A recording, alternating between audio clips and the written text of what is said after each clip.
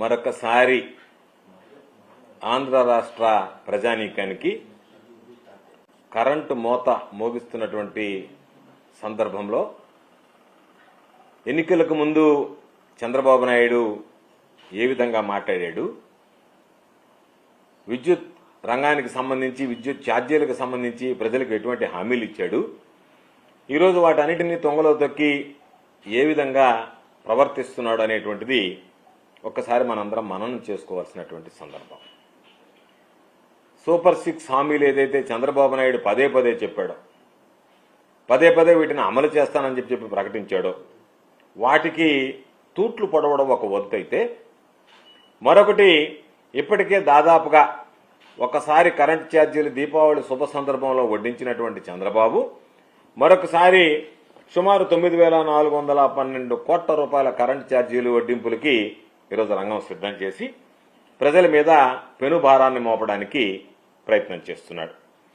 అంటే దాదాపుగా చంద్రబాబు నాయుడు కూటమి ప్రభుత్వం ఏర్పడిన తర్వాత 6 నెలల్లోనే ఇప్పటి వరకు 15,486 కోట్ల రూపాయలకు సంబంధించినటువంటి విద్యుత్ అదనంగా వసూలు చేయాలి ప్రజల దగ్గర నుంచి అనే అదనపు భారాన్ని ఈరోజు ప్రజలకు అనేక రకాలుగా ట్రూ అప్ ఛార్జీస్, ఇంధన సర్దుబాటు ఛార్జీలు, రకరకాలైనటువంటి పేర్లతో ఈరోజు ప్రజల నుంచి ముక్కుపిండి వసూలు చేయడానికి చంద్రబాబు నాయుడు గారు సిద్ధపడ్డారు. ఒకసారి ఈరోజు చంద్రబాబు నాయుడు మాట్లాడుతున్నాడు ఏమనంటే, వైఎస్ఆర్ కాంగ్రెస్ పార్టీ ప్రభుత్వంలో తీసుకున్నటువంటి నిర్ణయాల వల్ల, వైఎస్ఆర్ కాంగ్రెస్ పార్టీ ప్రభుత్వంలో తీసుకున్నటువంటి అనేక కార్యక్రమాల వల్ల ఈరోజు ఈ విద్యుత్ ఛార్జీలు భారం పడుతుంది అని చెప్పాడు. చంద్రబాబు నాయుడు మాట్లాడేటువంటి ప్రతి మాట వైఎస్ఆర్ కాంగ్రెస్ పార్టీని, జగన్మోహన్ రెడ్డి గారిని తలుచుకుంటే తప్ప చంద్రబాబుకి, కూటమి పెద్దలకి నిద్ర పట్టేటువంటి పరిస్థితి లేదు. కాబట్టి మీరు చేసినటువంటి ప్రతి పొరపాటు, మీరు ప్రజలను మోసం చేయాలనుకున్నటువంటి ప్రతిసారి జగన్మోహన్ రెడ్డి గారి మీద ఆ నిందలు మోపడానికి మీరు సిద్ధపడడం, దానికి అనుకూలంగా కొంత పచ్చ మీడియా బాగా ఓదరం అనేటువంటిది ఆంధ్ర రాష్ట్రంలో పరిపాటిగా మారిపోయింది. వాస్తవం చెప్పాలి అంటే ఈరోజు వీటన్నిటికీ కారణం ఆంధ్ర రాష్ట్రం విద్యుత్ రంగం పెను సంక్షేమంలో కూరుకుపోవడానికి ప్రధాన కారకుడు చంద్రబాబు నాయుడు గారు. 2014 నుంచి 2019 వరకు చంద్రబాబు నాయుడు గారు తీసుకున్నటువంటి అనేక రకాలైనటువంటి నిర్ణయాలు ఆశపడి అవినీతికి పాల్పడుతూ ఒప్పందాలు, విద్యుత్ ఒప్పందాలు, పవర్ పర్చేజ్ అగ్రిమెంట్స్ చేసుకోవడం వల్ల ఈరోజు రాష్ట్రానికి ఇటువంటి దుస్థితి ఏర్పడింది. చంద్రబాబు నాయుడు చెప్పాడు, ప్రజలకు ఇచ్చినటువంటి హామీల్లో విద్యుత్ ఛార్జీలు పెంచబోను, ట్రూ అప్ ఛార్జీలు ఎత్తివేస్తానని చెప్పినటువంటి చంద్రబాబు విద్యుత్ రంగం మీద శ్వేతపత్రంలోనే పచ్చి అబద్దాలు మాట్లాడుతూ ప్రజలను మోసం చేసేటువంటి కార్యక్రమానికి శ్రీకారం చుట్టాడు. కాబట్టి ప్రజలను మోసం చేయడంలో బ్రాండ్ అంబాసిడర్ ఎవరు అనంటే చంద్రబాబు నాయుడు పేరు మొట్టమొదటిగా మనందరం ఉచ్చరించాల్సినటువంటి పరిస్థితి. ఎన్నికల్లో ఇచ్చినటువంటి హామీలన్నింటినీ కూడా ఈరోజు విఫలమయ్యాడు. ప్రజలకు ఇచ్చినటువంటి హామీలు మోసం చేశాడు. అధికారం చేపట్టగానే ఈరోజు బాధుడు మొదలుపెట్టి చంద్రబాబు నాయుడు ప్రజల్ని బాధి వదిలిపెట్టేటువంటి పరిస్థితి ఏర్పడింది. టీడీపీ ప్రభుత్వం, కూటమి ప్రభుత్వం ఒక విఫలమైనటువంటి ప్రభుత్వం, ఒక అబద్దాల కోరు ప్రభుత్వంగా ఈరోజు మనం అనడమే తప్ప ప్రజలందరూ కూడా భావించేటువంటి పరిస్థితి ఏర్పడింది. ఈరోజు ఒకసారి చూస్తే సూపర్ 6 హామీలు ఎక్కడికి వెళ్ళినా సరే నేను సూపర్ 6 హామీలు అమలు చేస్తానని చెప్పి పదే పదే చంద్రబాబు నాయుడు ప్రజలను నమ్మించేటువంటి పరిస్థితి చేశాడు. తన మార్క్ నయవంచనతో ముందుగా ఏ విధంగా గట్టిగా చెప్పాలి, ఏ విధంగా ఆకట్టుకోవాలనేటువంటి విద్యలో చంద్రబాబు నిష్ణాతుడు కాబట్టి ప్రజలకు రకరకాలుగా వాటిని మెదడులోకి చూపించి నేను ఖచ్చితంగా సూపర్ 6 హామీలు అమలు చేస్తానని చెప్పి ఈరోజు తన మార్కు నయవంచనతో ప్రజలకు ఇచ్చినటువంటి హామీలకి తూట్లు పొడుస్తూ ఈరోజు చంద్రబాబు నాయుడు గారు అదనంగా ఇచ్చినటువంటి హామీలను విస్మరించడమే కాకుండా అదనంగా వాళ్ళ మీద భారం మోపి ప్రజల నడ్డి విరిచేటువంటి పరిస్థితిని తీసుకురావడం జరిగింది. చంద్రబాబు నాయుడు చెప్పాడు, బాబు షూరిటీ భవిష్యత్ గ్యారంటీనని. బాబు షూరిటీ భవిష్యత్ గ్యారంటీ కాదు కానీ బాబు షూరిటీ బాధుడు గ్యారంటీ అనేటువంటి విధంగా ఈరోజు చంద్రబాబు నాయుడు గారి పరిపాలన ఈరోజు మనం చూస్తున్నాం. ఈరోజు అనేక సందర్భాల్లో చెప్పాడు, విద్యుత్ ఛార్జీలు పెంచము, ట్రూ అప్ ఛార్జీలు ఉన్నా కూడా ఎత్తివేస్తామని చెప్పి అనేక సందర్భాల్లో చెప్పినటువంటి చంద్రబాబు ఈరోజు మరలా తప్పనిసరి పరిస్థితుల్లో ఈరోజు ఏదో ఒక విధంగా ఎడాపెడా కరెంటు ఛార్జీలు పెంచుతూ వాటికి సంబంధించి ఆత్మస్తుతి పరానంద పేరుతో ఈరోజు వెయ్యక తప్పడం లేదు. ఇవన్నీ గత ప్రభుత్వాల వైఫల్యం అని చెప్పి వైఎస్ఆర్ కాంగ్రెస్ పార్టీ ప్రభుత్వం మీద మాపడానికి ఈరోజు ప్రయత్నం చేస్తున్నాడు. ఒక్కసారి మనం ఆలోచన చేస్తే ఈ ప్రభుత్వం వచ్చినటువంటి 5-6 మాసాల్లోనే 2 సార్లు ట్రూ అప్ ఛార్జీల పేరిట ప్రజల నుంచి అదనంగా డబ్బులు వసూలు చేయడానికి రంగం సిద్ధం చేసింది. తాజాగా దాదాపుగా 9,412 కోట్ల రూపాయలు. 9,412 కోట్ల రూపాయలు ఈరోజు ఇంధన సర్దుబాటు కింద ఈరోజు ప్రభుత్వం ప్రజల నుంచి వసూలు చేయడానికి సిద్ధపడింది. దీని ద్వారా ఈరోజు ఒక్కసారి లెక్క చూస్తే ప్రతి యూనిట్కి 92 పైసలు ఈ రోజు తీసుకున్నటువంటి నిర్ణయం ద్వారా ఈ రోజు రెండవ విడత 9,412 కోట్ల 50 లక్షల రూపాయలు ఏదైతే ఈరోజు రెండవ విడత మరలా అదనపు భారం ప్రజల మీద పడుతుందో దానివల్ల ప్రజలకు అదనంగా మరొక 92 పైసలు సగటున ఈరోజు ప్రజలు చెల్లించాల్సినటువంటి పరిస్థితి యూనిట్కి ఈరోజు విద్యుత్తుకు సంబంధించినటువంటి ఏర్పడింది. అంటే ఇవన్నీ కూడా డిసెంబర్ వినియోగం, అంటే జనవరి నుంచి బిల్లులు వస్తాయి. జనవరి బిల్లులో ఈరోజు మనం ఏదైతే చెప్పామో రెండో విడత ఉన్నటువంటి ఈ 92 పైసలు కలిపి ప్రజలు చెల్లించాల్సినటువంటి పరిస్థితి ఏర్పడుతుంది. ఇప్పటికే దానికి సంబంధించినటువంటి దాంట్లో ఎలక్ట్రిసిటీ రెగ్యులేటరీ కమిటీ ఆమోదం తెలిపింది కాబట్టి డిసెంబర్ ఛార్జీల్లో ఇది కలుపుతారు. జనవరి నుంచి పాపం ప్రజలకు వచ్చేటువంటి బిల్లులు చెల్లించాల్సినటువంటి పరిస్థితి ఏర్పడుతుంది. దీపావళి అందరూ సంతోషంగా జరుపుకుంటారు అనుకుంటే పాపం చంద్రబాబు నాయుడు ఏదో ఇస్తారని చెప్పి ఆశిస్తే చంద్రబాబు నాయుడు ఇవ్వడం పక్కన పెడితే వడ్డించడం మొదలుపెట్టాడు. దీపావళి పండుగకు సంబంధించి 6,073 కోట్ల రూపాయలు మొదటి విడతలో 6,073 కోట్లు 6,072 కోట్ల 86 లక్షలు సుమారు 6,073 కోట్ల రూపాయలు మొదట ఒక్కసారి మోపాడు. దానివల్ల దాదాపుగా ₹27 ఈరోజు అదనంగా పడేటువంటి ఏర్పడిపోయింది. కాల పరిమితిని బట్టి దీన్ని వసూలు చేస్తారు కాబట్టి ఆ కాల పరిమితికి అనుగుణంగా ₹27 ఈరోజు దాదాపుగా మొదటి విడతలో వసూలు చేయాల్సినటువంటి పరిస్థితి ఏర్పడింది. ఈరోజు రెండోసారిది కూడా కలుపుకుంటే దాదాపు ₹2.19 అదనంగా ఈరోజు వినియోగదారుడు యూనిట్ విద్యుత్కి చెల్లించాల్సినటువంటి పరిస్థితి. అంటే ఒక యూనిట్ విద్యుత్కి చంద్రబాబు నాయుడు ప్రజలకు ఇచ్చినటువంటి హామీలను తొంగలో దొక్కి ₹2.19 ముక్కు పిండి వసూలు చేయడానికి రంగం సిద్ధం చేసినటువంటి సందర్భం అని చెప్పి అంటే గతంలో వేసినటువంటి 6,072 కోట్ల 86 లక్షలు అంటే దీపావళి శుభ సందర్భంగా వేసింది. ఇప్పుడు తాజాగా తీసుకున్నటువంటి 9,412 కోట్ల 50 లక్షలు ఈ రెండు కలిపితే ఈ 5-6 నెలల్లోనే చంద్రబాబు నాయుడు ప్రభుత్వం 15,486 కోట్ల రూపాయల భారాన్ని ప్రజల మీద మోపడానికి సిద్ధపడింది విద్యుత్తుకు సంబంధించినటువంటి విద్యుత్ ఛార్జీల వసూళ్లలో అని చెప్పి ఈ సందర్భంగా తెలియజేస్తున్నాం. ఎందుకంటే ఇప్పటికే దాదాపుగా 2023-24 సంబంధించి 12,845 కోట్ల రూపాయల ప్రతిపాదనలు పంపించే డిస్కంలు మాకు విధంగా ఇవ్వండి అని చెప్పి ఏపీఆర్సీకి పంపిస్తే ఏపీఆర్సీ ఇప్పుడు 9,412 కోట్ల రూపాయలకి ఈరోజు అనుమతించింది కాబట్టి అది మరొకసారి ప్రజల మీద భారం మోపేటువంటి పరిస్థితి ఏర్పడింది. ఒక్కసారి మనం ఈ భారం ఏ విధంగా ఉంటుందంటే సదరన్ పవర్ డిస్ట్రిబ్యూషన్ కంపెనీ లిమిటెడ్లో యూనిట్కి దాదాపుగా 91 పైసలు పడతాయి.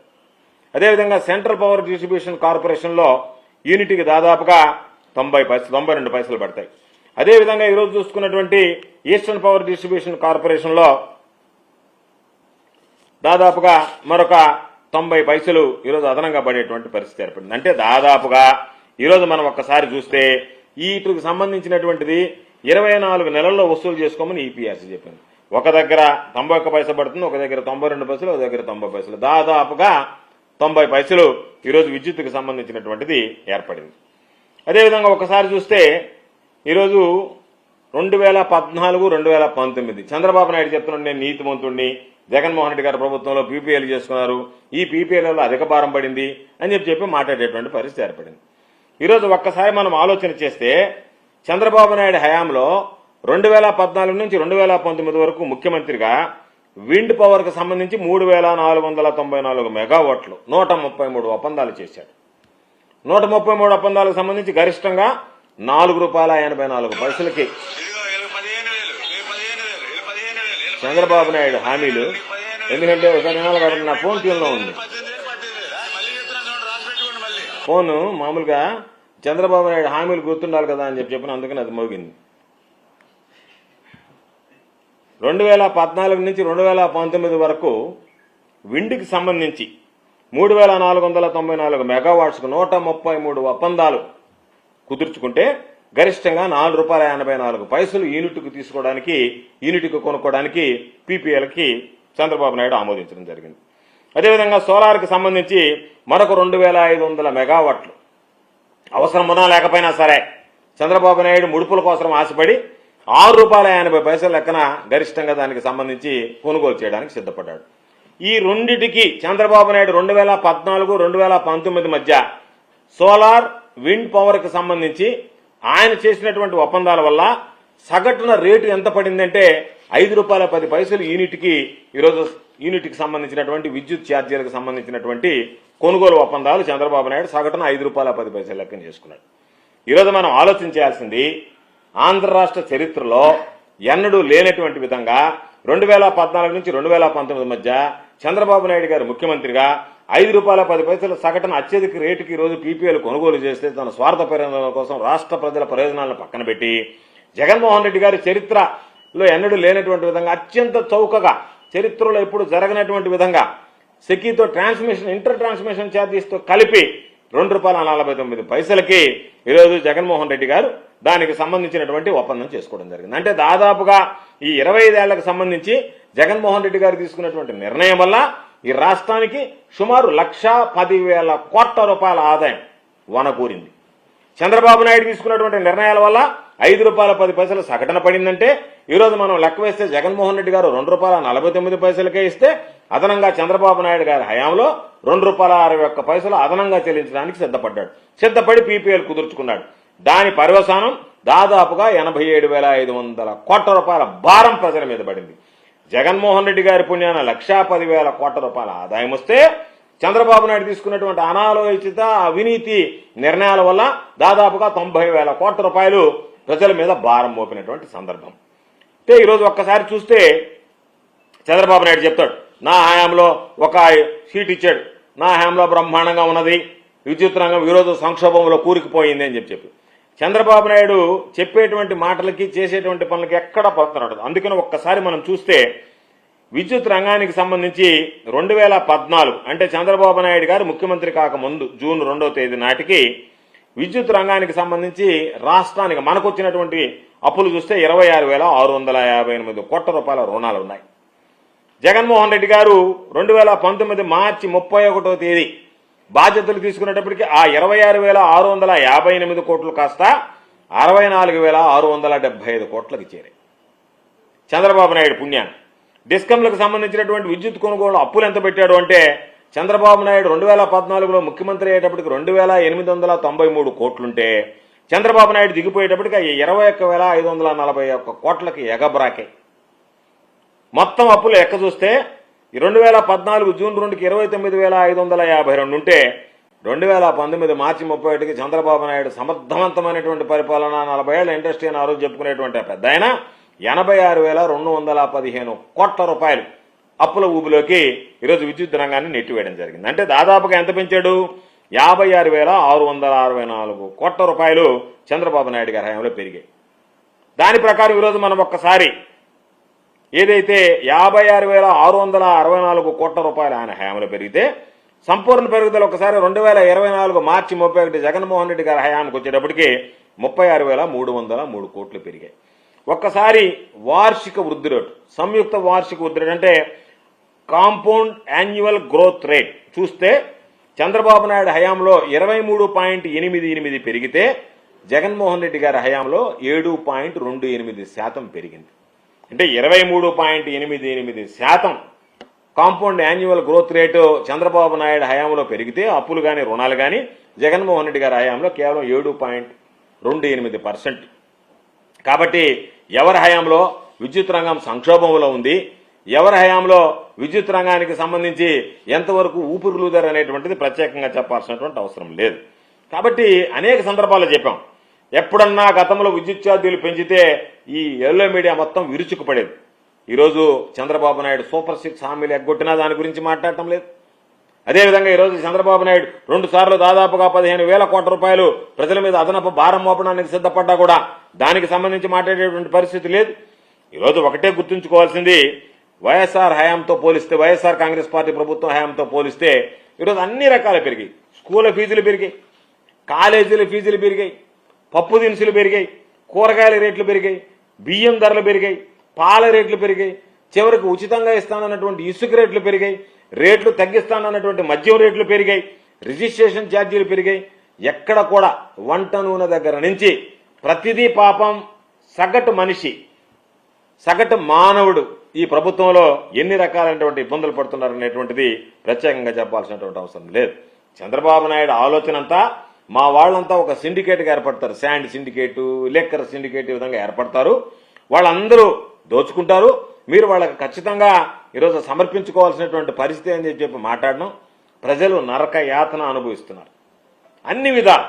అన్ని విషయాల్లో మోసపోయామనేటువంటి బాధ, దానితో పాటు మోసపోయిన దానికన్నా సంపద సృష్టిస్తాను, మీకు పంచి పెడతానని చెప్పినటువంటి చంద్రబాబు ప్రజల సంపద ఆవిరైపోయేటువంటి విధంగా ఆయన పాపం ఈరోజు ఇస్తానన్నది ఈకపోగా అదనపు భారం వేసి వాళ్ళని అనేక రకాలుగా ఇబ్బందులు పాలు చేసి ప్రజల సంపద ఆవిరైపోతుంది. చంద్రబాబు నాయుడు సృష్టించినటువంటి సంపద, చంద్రబాబు తనకు తానుగా సంపద సృష్టిస్తున్నాడు తప్ప ప్రజలకు సంబంధించి ఎక్కడా కూడా సృష్టించేది లేదు, పంచేటువంటి విధానం ఎక్కడా లేదు. కాబట్టి ఈరోజు ఏమయ్యాయి? కుటుంబాల ఆదాయం పడిపోయింది, ఇస్తాననేటువంటి సంక్షేమ కార్యక్రమాలు రావడం లేదు. దానితో పాటు అదనంగా పాపం విద్యుత్ ఛార్జీల దగ్గర నుంచి ప్రతి ఒక్కటి రేట్లు పెరిగాయి. దానివల్ల ఆ కుటుంబాలు ఇబ్బడి ముబ్బడిగా అప్పులు చేయాల్సినటువంటి పరిస్థితులు ఏర్పడ్డాయి. దాని పర్యవసానం ఏమైంది? మరలా వడ్డీలు, కాల్ మనీ గ్యాంగులు, ఇప్పుడు ఓళ్లల్లో పట్టణాల్లో ఎక్కడ పడితే అక్కడ వడ్డీ వ్యాపారులు, వీళ్ళు ఎక్కడెక్కడ స్వైర విహారం చేసేటువంటి పరిస్థితులు ఏర్పడ్డాయి. అంటే పాపం వాళ్ళు అన్ని విధాల అప్పుల ఊబిలోకి, అదేవిధంగా ఈ అప్పులు ఇచ్చినటువంటి కాల్ మనీకి సంబంధించినటువంటి గ్యాంగుల్లోకి వీళ్ళందరిలో పడి రకరకాలైనటువంటి ఇబ్బందులు పడి ప్రజలు బలైపోయేటువంటి పరిస్థితి ఏర్పడింది. అస్తవ్యస్తమైపోయింది వాళ్ళ జీవితాలకు సంబంధించి. కాబట్టి చంద్రబాబు నాయుడు చెప్పినటువంటి మాటలు వేరు, ఈరోజు చేస్తున్నటువంటి చేతలు వేరు. కాబట్టి చంద్రబాబు నాయుడు బహుశా పాపం అందరికీ గుర్తుండి ఉంటుంది రాష్ట్ర ప్రజలకి.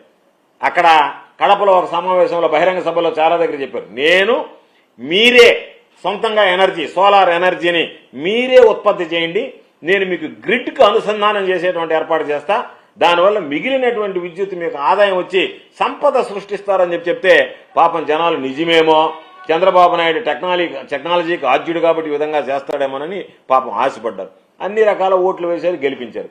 ఈరోజు చంద్రబాబు నాయుడు వస్తే ఆ గ్రిడ్ ఎట్టపోయిందో తెలియదు, ఆ కనెక్షన్ ఎట్టపోయిందో తెలియదు, వాళ్ళకి వచ్చే ఆదాయం ఎక్కడ పోయిందో అర్థం కాలేదు. చంద్రబాబు నాయుడు మాత్రం 15,000 కోట్ల పైచులకు ప్రజల దగ్గర నుంచి అదనంగా వడ్డించి ఈరోజు వసూలు చేయడానికి సిద్ధపడ్డాడు. కాబట్టి ఈరోజు చంద్రబాబు నాయుడు చెప్పాడు, పవన్ కళ్యాణ్ గారు చంద్రబాబు నాయుడు గారు ఎక్కడ పోయినా చెప్తున్నారు అప్పులు పాలైపోయామని. నువ్వు ప్రజలకు హామీలు ఇచ్చేటప్పుడు 14 లక్షల కోట్ల అప్పులు ఉన్నాయని చెప్పి పదే ప్రకటించి ఈ హామీలన్నీ ఇచ్చావు. ఆ తర్వాత 14 లక్షల కోట్లు కాస్త నువ్వు అధికారంలోకి వచ్చిన తర్వాత 14 లక్షల కోట్లకు లెక్కలు చూపించలేక దాన్ని 10 లక్షల కోట్లకు తగ్గించావు. తీరా మొన్న అసెంబ్లీ బడ్జెట్ సమావేశంలో చూస్తే అది 6,48,00,000లకు తగ్గిపోయింది. అంటే 6,50,00,000 కన్నా లోపల ఉండే అప్పులు అనేటువంటిది ప్రజలకు అర్థమైపోయింది. కాబట్టి నువ్వు ఏదో ఒక విధంగా వైఎస్ఆర్ కాంగ్రెస్ పార్టీ మీద బురద జల్లాలా, దాన్ని అడ్డం పెట్టుకుని ప్రజలను మోసం చేయాలా, ఏదో ఒక విధంగా ప్రజల దగ్గర నుంచి గుంజాలనేటువంటి ఆలోచన తప్ప ప్రజలకు సంబంధించి ఆలోచన చేసేటువంటి పరిస్థితుల్లో లేడు. చంద్రబాబు నాయుడికి స్వార్థ ప్రయోజనాలు తప్ప రాష్ట్ర ప్రయోజనాలు అనేటువంటివి ఏ రోజు పట్టవు.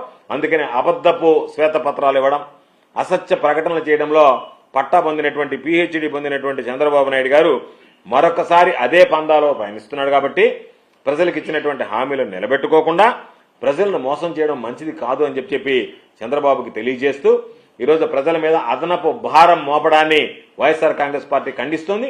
తప్పనిసరిగా మీరు తీసుకునేటువంటి నిర్ణయం ఉపసంహరించుకోకపోతే ప్రజల పక్షాన నిలబడి వైఎస్ఆర్ కాంగ్రెస్ పార్టీ పోరాటం చేయడానికి కూడా వెనకాడదు అని చెప్పి ఈ సందర్భంగా తెలియజేస్తున్నాం.